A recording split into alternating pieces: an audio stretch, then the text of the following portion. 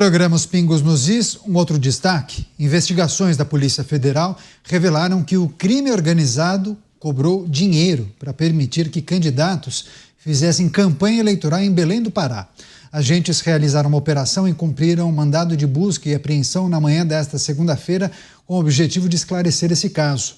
A investigação revela que uma facção criminosa condicionava a atuação de candidatos em bairros periféricos ao pagamento de uma quantia indevida, como se fosse uma mensalidade. Vocês podem fazer campanha se vocês pagarem esse dinheiro para a gente. A Polícia Federal passou a atuar com mais frequência na eleição deste ano, após ser descoberta a infiltração do crime organizado na política. Você, Roberto Mota, crime organizado cobrando dinheiro para permitir que candidatos façam campanhas em bairros periféricos. Essa é a notícia, mas não é bem uma novidade isso, né, Mota? E é assim que eu ia começar o meu comentário, Canhato. Eu não sei se isso é realmente uma novidade, porque há muito tempo eu escuto falar, por exemplo, que ninguém faz campanha nas comunidades do Rio de Janeiro sem a permissão ou do narcotráfico ou da milícia. Isso é, obviamente, inaceitável. Mas eu não sei se é necessário uma intervenção da Polícia Federal. Bastaria uma legislação penal que colocasse fora de circulação esses criminosos ligados a grupos organizados. Mas percebam isso, a inexistência de uma legislação penal dura pode ser explicada justamente pela existência de políticos cuja eleição depende do apoio de criminosos. Você, Luiz Felipe Dávila, apuração da Polícia Federal, apontando que uma facção criminosa cobrava dinheiro, uma mensalidade, dos candidatos que tinham o objetivo de fazer campanha em algumas comunidades. Dávila, a gente já trouxe informações e notícias de um cenário parecido. No Rio de Janeiro, em São Paulo, isso não é bem uma novidade, né? Mas de que maneira as forças policiais precisam identificar esse tipo de movimento, hein, Dávila? Canhato, o que chama atenção é o Estado não estar presente onde deve estar. Por exemplo, no território, por exemplo, dentro dos presídios, onde essas facções criminosas crescem. No presídio, onde o Estado deveria exercer o poder dentro da cadeia, não exerce. Quem exerce lá o controle são essas organizações criminosas. Mesma história em alguns territórios, principalmente em territórios onde o narcotráfico vem ganhando cada vez mais poder por causa de vários crimes. Primeiro, ali contrabando de ouro, de minérios, tomada de terra, grilagem de terra. Agora, isso é prova de que o Estado não está cumprindo a sua função, que é manter a ordem, a liberdade e as leis.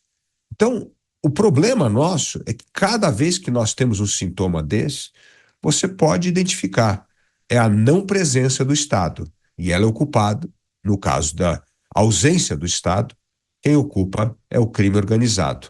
Passamos já a ter no Brasil um Estado dentro do Estado. E esse Estado chama-se crime organizado. Pois é, muitos falam que é o poder paralelo, né? As facções criminosas que acabam administrando territórios e muitas vezes a polícia ou a autoridade municipal não conseguem penetrar, ter algum tipo de participação e mudar aquela situação. A gente vem tratando disso aqui ao longo das últimas semanas nos nossos programas, principalmente durante as eleições.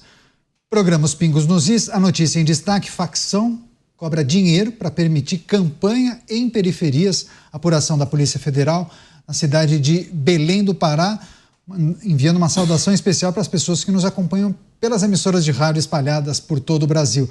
Agora, Cristiano Beraldo, esse tipo de apuração não pode servir de combustível para fortalecer a tese da necessidade de centralização da segurança na União, pela Polícia Federal, Ministério da Justiça e Segurança Pública. Tem até uma PEC, né? A PEC da Segurança Pública, que prevê dar mais poderes à Polícia Federal e à Polícia Rodoviária Federal. Essas muitas apurações não podem dar subsídio para que essa tese ganhe força? Olha, Caniato, o exemplo do Estado do Pará é interessante, porque o Estado do Pará é dominado por uma dinastia política que está completamente enraizada no Estado e hoje faz parte do governo federal. Certamente, todas as informações que são necessárias para se identificar como o Estado do Pará se mantém com esta dinâmica até hoje. Como é que se perdeu o domínio de áreas do Estado que foram entregues às facções criminosas e hoje o Estado é completamente omisso a ponto de se submeter a esse tipo de pedido das facções criminosas. Qual foi o efeito de não se ter combatido o crime para valer, de se entregar o Estado nas mãos do crime organizado, submeter a população paraense, a batalhadora população paraense, a essa dinâmica que é ser refém das facções criminosas, não conseguir prosperar dentro de regras que deveriam ser preservadas pelo comando do Estado, também pelo governo federal, e viverem ali uma dinâmica de vida que não é de prosperar, de viver, é simplesmente de sobreviver.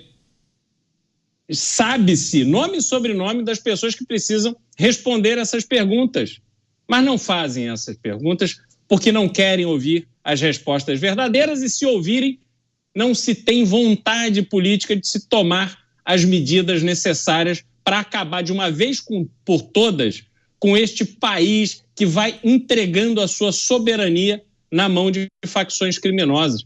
Essa realidade é uma realidade bizarra, Caniato, porque é justamente em Belém do Pará em que se reunirão chefes de Estado do mundo inteiro para a COP30, vão lá discutir o meio ambiente, a proteção da Amazônia. Olha que lindo! Num lugar que sequer consegue proteger a sua população e as suas áreas urbanas, tem o que a falar sobre defesa da floresta?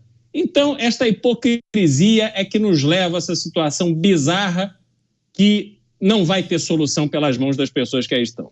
Só para fechar, Mota, sob o argumento de que as facções criminosas se tornaram grupos que atuam em todo o país, até no exterior, esse cenário não tende a reforçar a defesa para tal PEC da segurança pública? É necessário dar mais poderes à União, à Polícia Federal, à Polícia Rodoviária Federal para fortalecer esse enfrentamento contra as facções criminosas?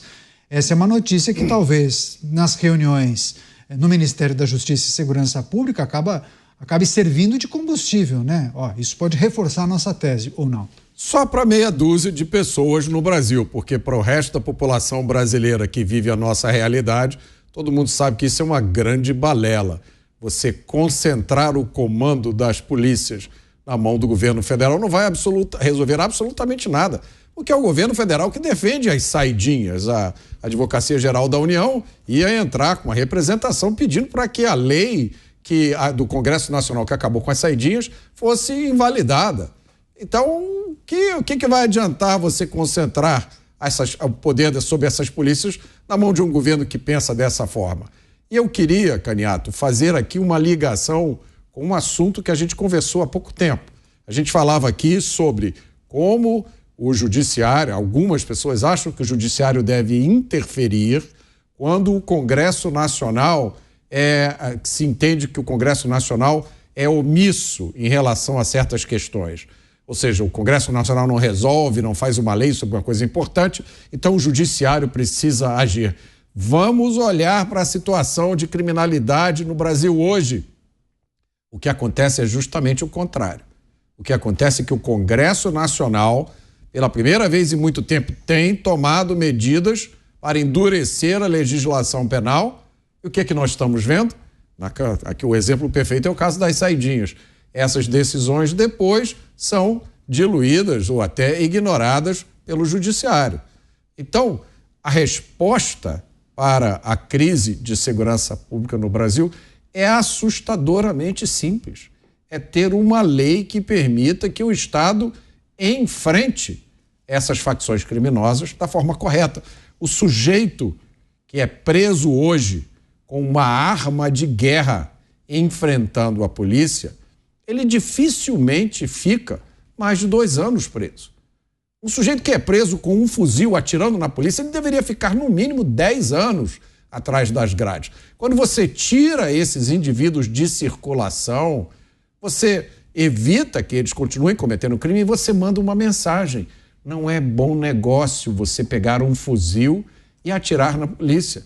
E, no entanto, as apreensões de fuzis no Brasil batem recordes. Toda hora a gente vê, inclusive pela Polícia Rodoviária Federal, que faz, sim, um excelente trabalho na apreensão de drogas e armas nas rodovias do Brasil. Então, eu já sempre falo isso aqui, quando a única ferramenta que você tem é um martelo, tudo tem cara de prego. Então, as pessoas chegam ao poder com uma visão ideológica da segurança pública, elas acreditam que a solução para a crise de criminalidade é prender menos, é controlar a polícia, é descriminalizar as drogas, soluções que nunca foram aplicadas com sucesso em nenhum lugar do mundo, mas não interessa, porque dessa vez aqui no Brasil vai dar certo. Confia. Olha só, em cima disso que o Mota trouxe, a mensagem da Rose. Decisão sobre as 40 gramas de maconha é retroativa. Decisão sobre o fim da saidinha não é retroativa. E ela finaliza aqui, claro, sendo irônica. Parabéns aos envolvidos. Obrigado pela mensagem, viu, Rose?